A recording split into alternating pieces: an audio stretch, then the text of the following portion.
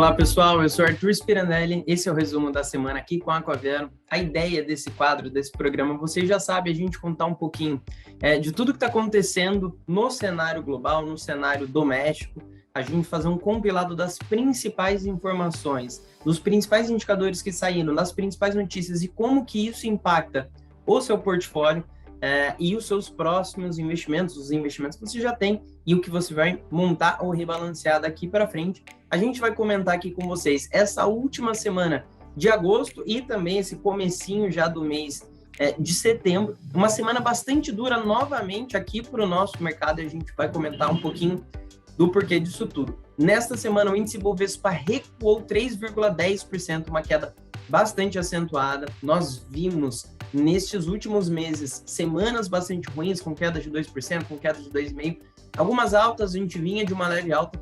Nesta semana caindo 3%, a gente voltando lá para casa dos 117 mil pontos, um pouquinho abaixo, uma forte queda novamente nesta semana.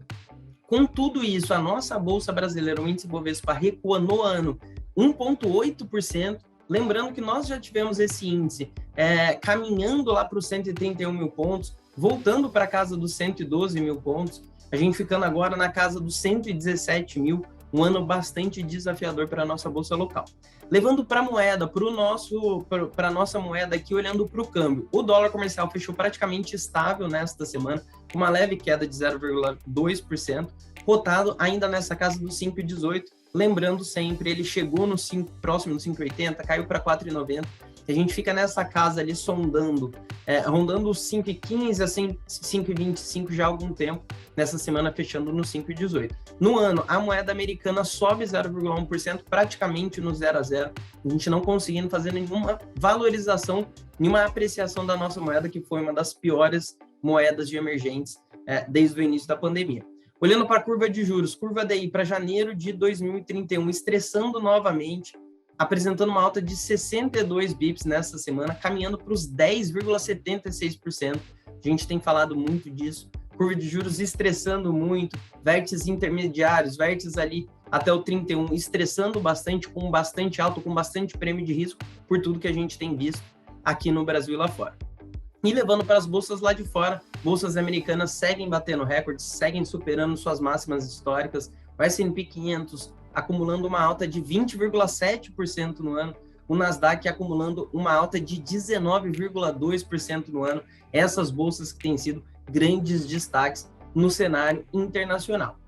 Trazendo para as notícias, a gente olhando um pouco dos indicadores, das notícias que fizeram barulho nesta última semana, a principal notícia, a principal divulgação que o mercado esperava era a divulgação do relatório de payroll nos Estados Unidos, que mostra a criação de vagas de trabalho por lá, para o mercado ter aqui um sentimento de como estão caminhando as coisas, como que elas estão avançando lá nos Estados Unidos, até para a gente entender um pouco de como, o que esperar da continuada dos estímulos, dos juros lá nos Estados Unidos. O payroll trouxe uma divulgação de 235 mil vagas criadas no mês, muito abaixo das 725 mil que eram esperadas pelo mercado, mostrando, assim, trazendo um alívio para o mercado de que as coisas não estão caminhando tão rapidamente por lá e que a gente deve continuar com estímulos por um pouco mais de tempo, com o mercado precisando de um pouco mais de fôlego ainda lá nos Estados Unidos também. E o resultado de agosto também veio abaixo do de julho, que apresentou uma abertura revisada de 943 mil vagas de trabalho para 1.053 mil vagas de trabalho lá no mês de julho. A taxa de desemprego recuou 0,2 pontos percentuais, fica num patamar de 5,2% de desemprego por lá. Lembrando que aqui no Brasil temos mais de 14% deste mesmo índice aqui. Desempregos lá em linha com o mercado. O indicador ISM de serviços também era bastante aguardado. Lá dos Estados Unidos, para o mês de julho, ele reportou um dado de 61,7 pontos, sutilmente acima do projetado pelo consenso, que era 61,6 pontos, bem em linha aqui com o que o mercado esperava. E o PMI do setor de serviços ficou em 55,1 contra 55,2, muito próximo do esperado também.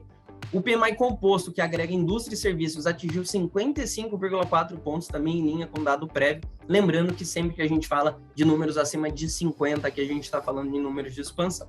Na zona do euro, o PMI industrial caiu para 61,4 pontos em agosto, vindo de 62,8 pontos em julho, e um pouco abaixo do esperado pelo mercado de 61,5 pontos.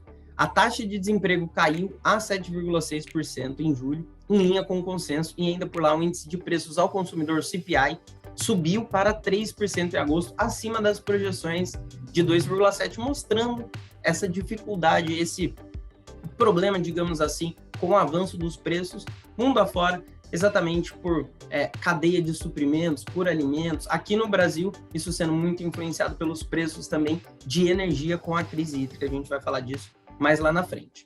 Ainda lá na Europa, o Robert Holzmann, que é integrante do Conselho Geral do BCE, Banco Central Europeu, afirmou que a autoridade deve começar a debater a retirada gradual dos estímulos implementados na pandemia, lá na Europa também, essa discussão que a gente já vê nos Estados Unidos, e focar em ferramentas que ajudem a instituição a atingir essa meta de 2% de inflação de uma maneira sustentável, de uma maneira que não seja maléfica para nenhuma das partes da economia por lá. Levando para a Ásia, no outro canto do mundo, reguladores chineses do Ministério do Transporte, desta vez, e outros órgãos, convocaram e entrevistaram 11 empresas de caronas pagas e demandaram que elas retificassem comportamentos que não estão de acordo com as regras do país. A gente tem visto muito isso na China, essas pressões regulatórias em transportes, em tecnologia. Tivemos notícias com games também por lá, que a utilização de games no chinês será restrita a uma certa quantidade de horas por semana.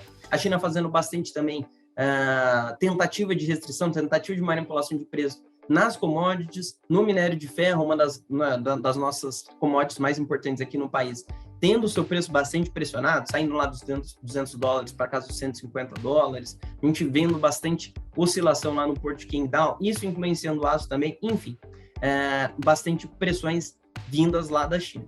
Ainda lá na China, foi divulgado o índice de gerente de compras, o PMI Caixin, de serviços, com queda para 46,7 pontos, vindo de 54,9 em agosto, uma queda bastante importante aqui em serviços na China.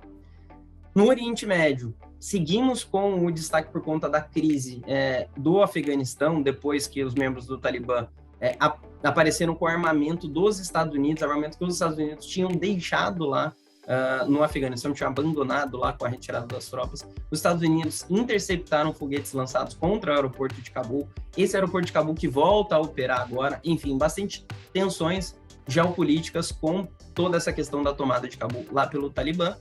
E levando agora para a gente terminar internacional com commodities, o petróleo passou por novas altas, o WTI cotado acima dos $70 o barril, o minério de ferro seguiu sofrendo pressões, como a gente já falou, e o Bitcoin avançou acima dos 50 mil pontos, esses 50 mil dólares, desculpa, esses 50 mil dólares tem sido ali uma barreira, ele tem encostado ali, voltado depois de todo aquele recuo do Bitcoin recente, e agora ficando nesta casa lá dos 50 mil dólares. Trazendo aqui para o doméstico, o principal ponto da semana, houve em Brasília a aprovação do texto base da reforma do imposto de renda, que traz essa taxação de dividendos de 15%, texto original com 20%, e o fim dos juros sobre capital próprio, entre outros pontos. O texto vai agora para o Senado. A reforma do IR gera perda total de 41 bilhões de reais para a União, Estados e municípios em 2023, segundo reportagem da Valor. No Senado, foi rejeitada a MP que prorrogava o programa de preservação de empregos e mudava a legislação trabalhista, que foi implementado com a pandemia, mas foi aprovado o projeto que desfaz regras mais rígidas para planos de saúde das estatais. Ainda no cenário político, Guedes diz que a reforma tributária está avançando e que a administrativa está na pista de novo. Segundo ele, o Brasil avança com a agenda de reformas estruturantes, isso que tem sido um ponto bastante comentado, bastante discutido, era uma das grandes promessas do governo atual. A gente viu uma demora maior, a gente viu uma dificuldade nas tramitações, e agora voltando para a pauta. Do lado dos indicadores, foi divulgado o PIB do segundo trimestre, com queda de 0,1% ante estimativa do consenso do mercado, que era de alta de 0,2%, vindo abaixo dessa. A gente esperava já uma leve alta, e ele veio no negativo. Na comparação com o segundo trimestre de 2020, um ano atrás, o PIB cresceu 12,4%, abaixo dos 12,8% que eram esperados, e com esse resultado, a economia brasileira avançou 6,4% no primeiro semestre desse ano de 2021, essa atividade que vem sendo revisada para baixo nas expectativas, esperávamos uma certa atividade, começamos a esperar uma outra. Para o ano que vem, o mercado sabe das dificuldades do crescimento de atividade aqui no Brasil. Neste ano, um crescimento um pouco mais expressivo é aguardado.